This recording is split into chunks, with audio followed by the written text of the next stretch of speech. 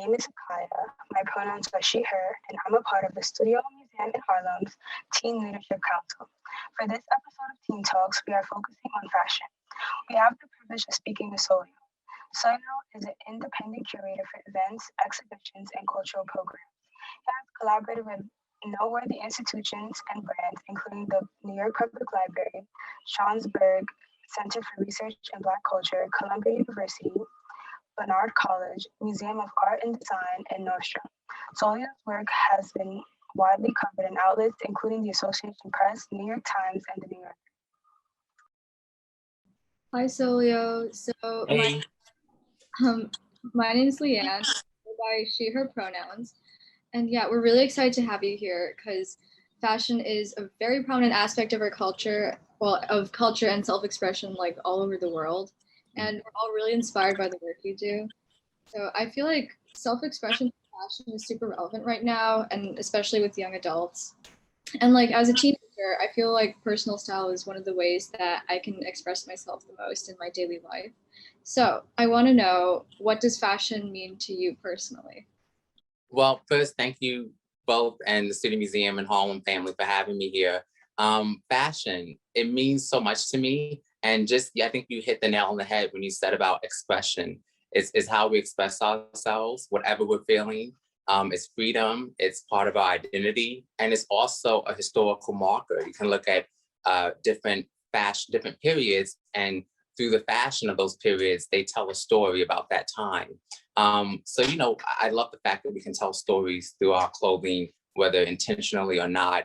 And, it's not just something that's superficial. Of course, there's that aesthetic beauty of it, and you can enjoy that top layer of it. But when you go deeper beneath the surface, there's so much more to the story of clothing that I just personally love and enjoy. I'm interested to know, because this is something I struggle with a lot myself. When did you begin to find your own unique style, and do you have any advice for others to help find their own? Yeah, so it was definitely a struggle for me as well. It was a journey. So for me, it always started from wanting to be different. I always wanted to stand out. I didn't want to conform and do what everyone else did. So in elementary school, I wore school uniform. So, you're a kid, you wear a uniform, that is what it is. I never really thought about my fashion at that point so much. I was more focused on the academic part of life. But then when I went to junior high school, it was like, oh, you're not gonna be wearing a uniform. Well, then what am I gonna wear, right? So I had to think about, wow, now I have to choose something to wear every day, and it has to make me feel comfortable. And, I don't wanna, give into the peer pressure of junior high school, which can be a crazy thing. And so I remember, I used to go to the Gap and, buy the tight bootleg cut pants and, and I grew up in East Harlem. And so most of the kids were not wearing that to school. They were more in a hip hop aesthetic. So that definitely made me stand out. And then I would take it up a notch and just do crazy things like tie scarves around my knees on the pants and have like a sort of a hippie boho kind of look. I had no idea what I was doing. It looked a hot mess. I got teased a little bit, because of it, but I enjoyed just playing around. And I remember my mom, who was a big influence in terms of my style. I wanted a nose ring. Tupac Shakur had a nose ring. And I said, Mom, I want a nose ring. No one else at school had one. And to my surprise, she said, okay. And so she took me to get a nose ring. They put the gun in my nose and bam. And so I had that for a period. Then I went through a phase where I was into tie-dye. And so I had no idea how to do that. But my mom was like, okay, well, I'll teach you how to tie-dye. So we tie-dyed some shirts and I wore that to school. And then I got locks. So I used to have locks, and my mom had that style of hair as well. And so that was something that I got, and I had locks for several years. And I just loved it. And that was another feature of my style that helped me to stand out from the crowd in school. But I was definitely lost for a while. And then, at that period in junior high school, I did come out of the closet at the age of like 13. In school, I was still in the closet at home. which was weird because school and home were 2 blocks away from each other. So I had an interesting parallel life going on. But when I began to get teased for coming out the closet and for my style and the way I dressed, that's when I sort of went back in the closet, I think maybe around 8th grade, and I just sort of stuck to myself. I started dressing, not as flamboyant. And it took me a while because, the bullying in school. And then when I went to college, that was another style coming out period moment. I was, out the closet then, and I was feeling a lot more confident. And I was, again, able to sort of experiment with style. Still kind of didn't know what I was doing. So it really wasn't until I met my partner, Bo McCall, and he has been one of the biggest influences on my style because he helped me to master my own style and help me find my own voice. He's a wearable artist. He made this piece today. And so when we met, he introduced me to different vintage shops, thrift shops, his own wearable art. I started wearing some of his pieces, and I just became a monster since then. So that's kind of my journey. Thank you for sharing your story with us. It's very inspirational. Yeah. Your outfit today is amazing. So can you tell us a little more about it? Yeah, thank you. So I'm wearing some glasses, these little cartoon glasses from Etsy. And so, I find things from everywhere. Etsy, vintage shops, thrift shops, Goodwill, high end to low end, whatever it may be. And then this is a neck piece by Bo McCall. So it's actually newspapers. You can probably hear it and see the dust. But it's newspapers, Village Voice, Daily News, whatever it may be, New York Times. And he cut them and then crinkled them. So it has a nice sort of movement to them. And so, yeah, it's just a fun neck piece. I'm really into wearable art. It's just a fun sort of expression. And I know you asked another question that I didn't answer. Should I answer that question about advice for people to find their own style? Please, yes. Yes. Okay, cool. So, I just tell people it starts internally, right? You have to be confident. However you're going to dress, you have to be confident in it. It doesn't have to be as flamboyant, crazy as this. But whatever you wear, don't let the outfit wear you. So it really starts from being confident and finding that, and that's the journey of finding your voice. Knowing who you want to be in the world, how you want to express yourself. And you really have to separate who you want to be in the world from sort of what society has taught us in terms of conforming, right? Because if you base it on that, we're all going to look the same, which a lot of people do already. But when you take that out of the equation, it's like, well, what am I into? What makes me feel comfortable? Really asking yourself those questions. So again, fashion, it can be a superficial thing, but if you really want to have style and go deeper into it, you have to ask yourself some of those soul searching questions. So I would say definitely start there. You mentioned that your mom, when you were talking about how you found your own style, you mentioned that your mom let you get your nose pierced, and that she was it seemed like she was super supportive of your self-expression. Do you think that you would dress the way you do now if she wasn't as supportive back then? I think eventually, I would have come around to that, because there was always something in me, that just wanted to dress different from everybody else. Now, would it have happened as soon? Maybe not, but I think, my mom definitely just having that support and that love, that unconditional love. She didn't necessarily understand every kind of look I was going for, but to have her support gave me the confidence at that young age to feel empowered to express myself in that way. And so it was definitely an integral part of my development. Okay, so now a question about your job. So yeah, I don't know that much about curation, so I'm curious about the process and what goes into it. And I'd also love to know like what drew you to it and what your favorite part of curation is. Cool. So maybe I'll start with what drew me to it. So even prior to that, so I didn't study art history. As a kid, I didn't enjoy museums much at all. And a lot of that, when I reflect on it, was because I wasn't being exposed to many representations of my community and my culture. And so, being a curator isn't something that I planned or even knew much about when I started almost 10 years ago. But there were several factors that led me into curating. One was my brother, Glenn Spoof-Wright, who is now deceased, and my partner, Bo. They were major catalysts because there were two artists in my personal life who I knew, who I felt deserved a platform. I wanted to see them in museums and galleries and in art books and catalogs. And so, I went on a tour.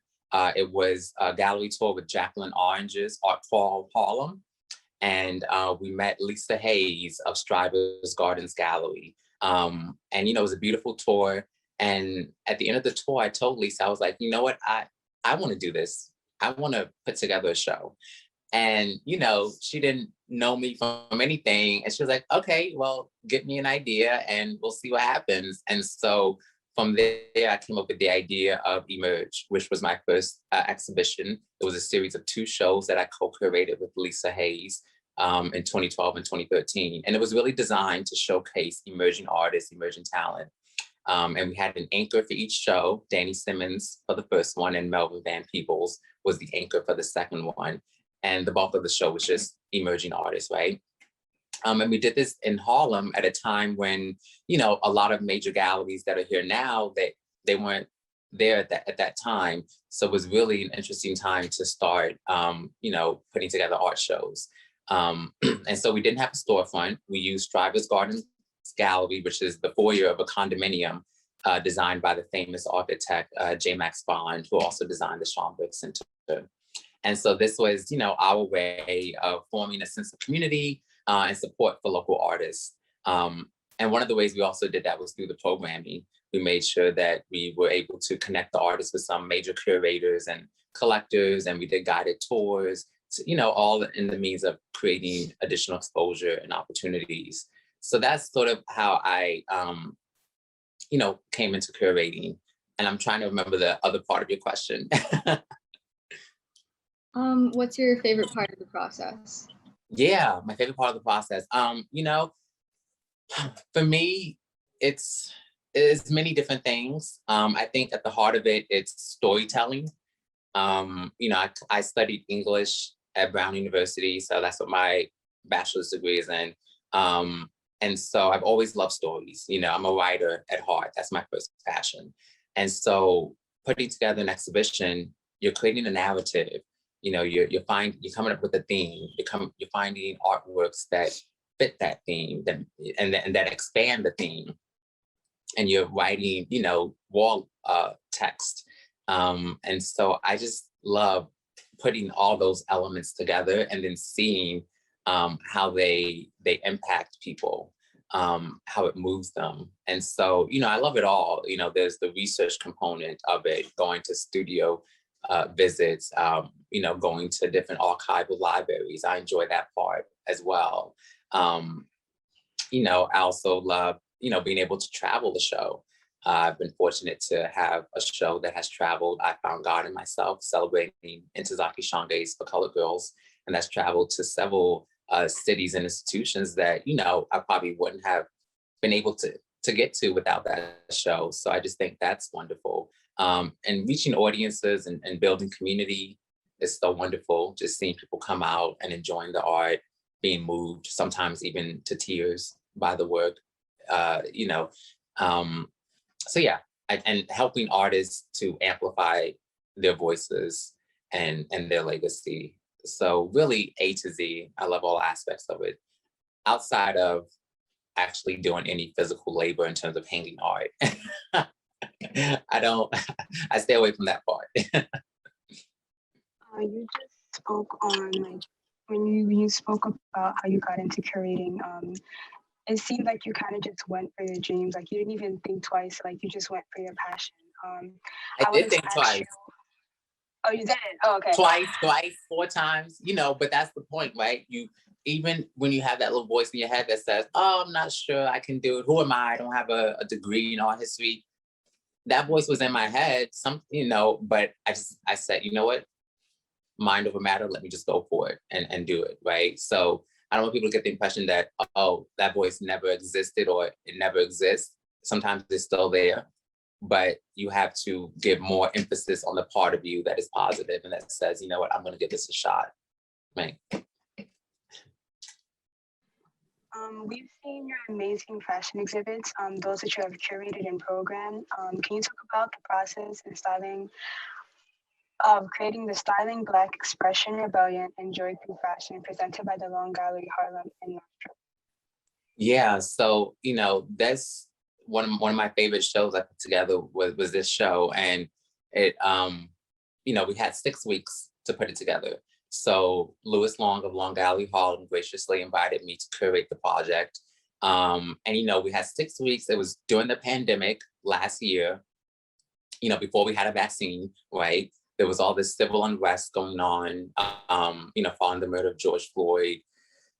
So I was like, why are we putting together an exhibition with all this other stuff going on in the world? Like, who cares? Who needs this? So I almost backed out of it.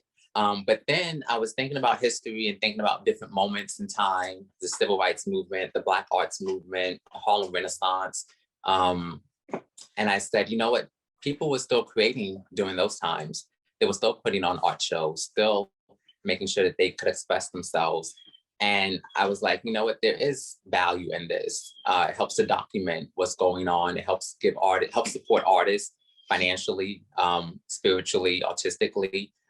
So then I found the reasons why it was important to do. And so there was also the fact that, in terms of the fashion industry, less than 10% of the 146 fashion designers who showed at the major fall 2018 shows for New York Fashion Week were Black, less than 10%. And so I was like, you know what? Being in Nordstrom in this space, surrounded by fashion, we need to bring in some Black talent into this space. And so that's why it was really important for me to make sure that the show was as representative of Black culture as it could be.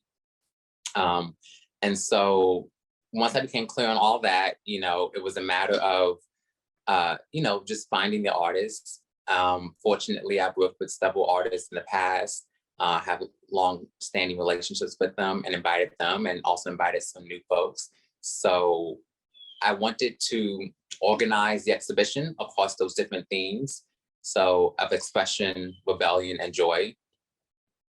Because I was thinking about the Harlem Renaissance, and the exhibition sort of marked the centennial of the Renaissance, and that was what the Renaissance was about: expression, joy, and rebellion. And so the way we tell that story in the show, we have expression, which is where I wanted to just show the amazing creativity within Black culture that has existed since the beginning of time. And so Diane Smith did a specially commissioned video piece called Phenomenal Black Womanist, where she pulled together hundreds of archival images of beautiful Black women and their style, people that were models, people that were administrators in fashion industry, even her own mother, who was a fit model in the 70s. And so you really see this range of expression that we bring to society, whether it's acknowledged by the mainstream, stolen by them, or ignored, whatever it may be. We're always expressing ourselves creatively. And then the second component of the show was rebellion. I did not want to ignore what was going on in the world. I wanted to bring that into the exhibition conversation. And so Bo McCall has these triple t-shirts, 3 t-shirts he connects, and they're all narratives. And so, the t-shirts have statements on them like 40 acres and a mule, Black Lives Matter. He has Harriet Tubman, Fannie Lou Hamer. And so I wanted to definitely have that strong, in your face, this is what's going on in the world, and we have to acknowledge it, and also show how fashion, how we use style as a sort of a protest sign. What you wearing your t-shirt, you're making a statement. It's a walking billboard. And then I wanted to have joy, you know, because our story is not always one about just struggle. We have joy, we have fun, just like any other culture in society. And so, you know, one of the works that exemplifies that was Ricky the Jones of Afro Lip Gloss Originals, who created these vibrant, colorful Afro wigs. And it was so cool to see people see them in the show, and they would just smile instantly because it just moved them. And we definitely wanted to, that was definitely something that was so important to have in the show.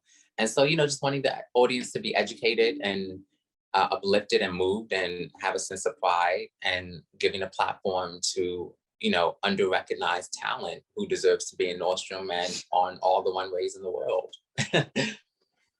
I think it's really cool that, well, more than really cool, I think the work you do, and like by, well, like making exhibitions about like the Black experience, and also like having art by Black artists, I think it's really important because it feels like there's a lot of elitism in the art world, and there's really, well, it's changing now, which is great, but before, really recently, there haven't been many like Black voices in the art world. So I just think it's so cool what you do.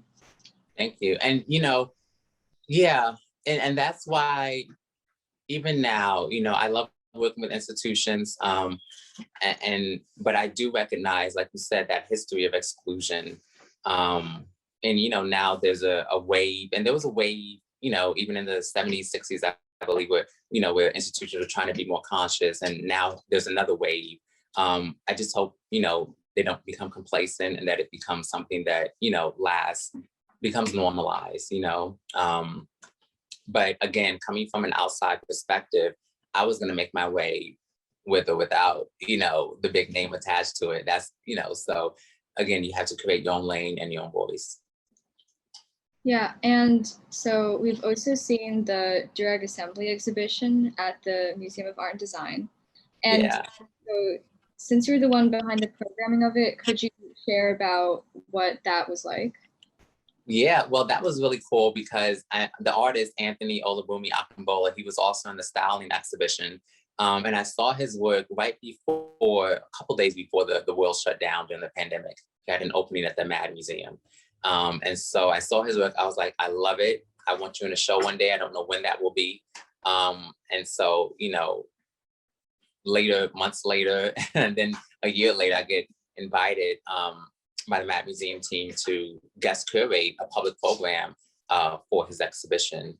And so having him in the Nordstrom show, it allowed me to get more familiar with his work, which is beautiful do-rag paintings. And so he takes the do-rags and applies them to canvases and creates installations out of them. He does so much more than that too. He's really an amazing artist. And I was drawn to that because the do-rag is something that has been marginalized, stigmatized by society, you know. And they look at it and say, oh, that must be a thug or a criminal, you know, if a Black person wears it. And then more recently, it's becoming appropriated by the mainstream. You have people on red carpets who are wearing it, such as Solange Knowles and others.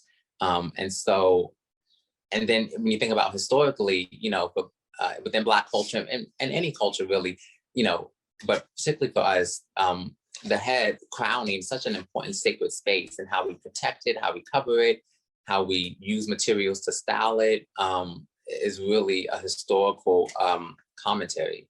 And so I was just moved by all of those different layers within his work. And so I put together an assembly, a do-rag assembly. You know, it was virtual, so that was a challenge, but I wanted something that had a sort of a fast-paced motion where you got like bite-sized nuggets that left you wanting more. And so I was grateful to work on that with Tanika Russ, who's a fashion researcher and podcast host. So she did a introduction where we got into the history of the do-rag and contextualized it.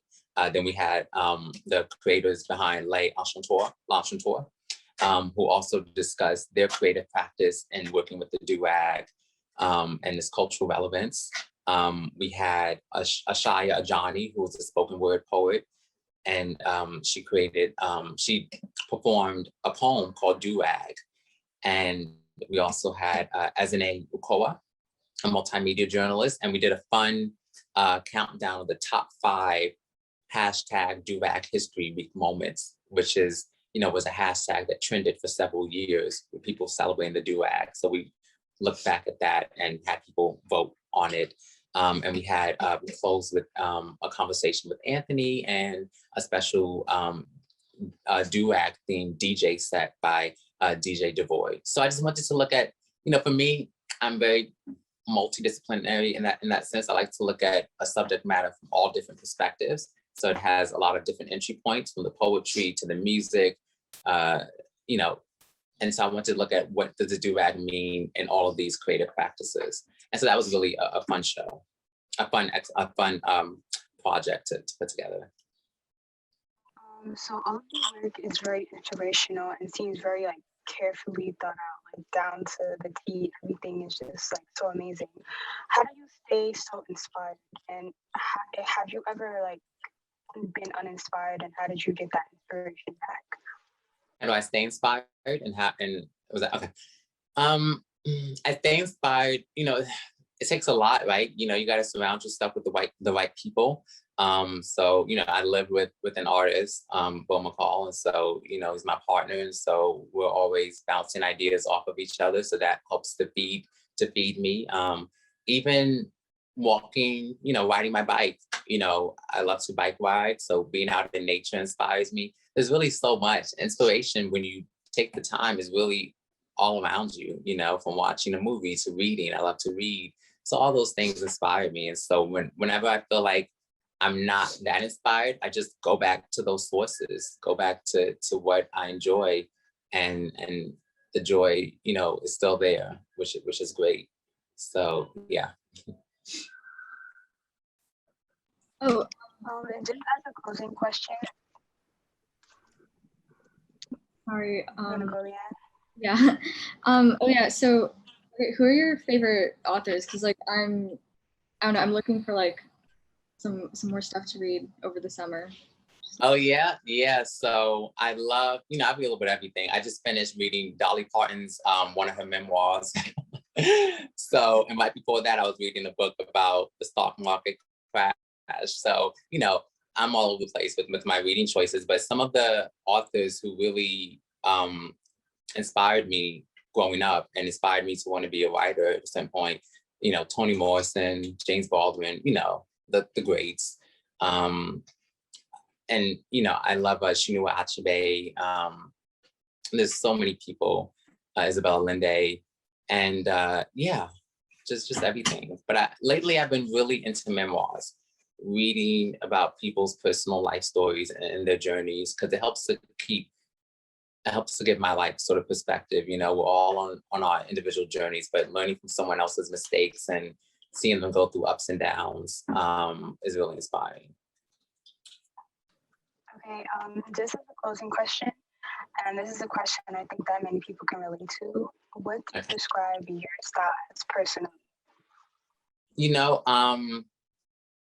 I think there's probably 5 words that could describe it. So androgynous, I like to be androgynous. I'll wear clothes that are, for women or for men, whatever.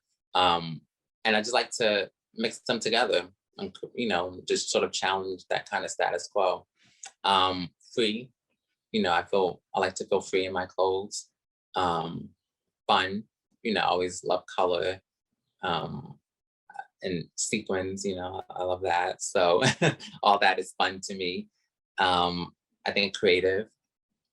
And part of that is because, I collect wearable art. And so, having people in my wearable art collection like Rikita Jones and Bo and Donna Dove keeps my style creative, because they're always pushing the envelope when it comes to fashion. And then ever changing,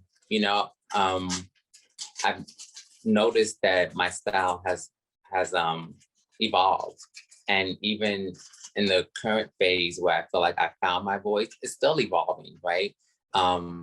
So just being open to that and being open to where you are in your life, that specific point, and allowing your style to reflect that, I think is something that's important as well. Well, thank you so much for joining us for episode 2 of Teen Talks. This has been super interesting, and I've definitely learned a lot about both you and fashion creation in general. And also, I think you're like the coolest person I've ever met. Oh, thank you. So you, both of you, thank you. So, do you want to share where people can reach you and see your work in the future? And also, do you have any fun projects coming up that you want to share? Yeah. So I do have some fun projects coming up, but there's still, I like the ink to dry, so I'll be announcing them soon. But stay tuned to my my IG at Souleo Universe, Souleo Universe, and my website souleouniverse.com, and I'll be making those announcements for some exciting things coming up. Thank you for being with us. This has been such an inspirational and educational and overall like such a fun experience. Like, oh my gosh, I absolutely love you. Like, you're just a really amazing person. I'm so excited, and we're also excited to see your future projects. Thank you both so much, and to the entire Souleo Museum and Harlem family. I appreciate it.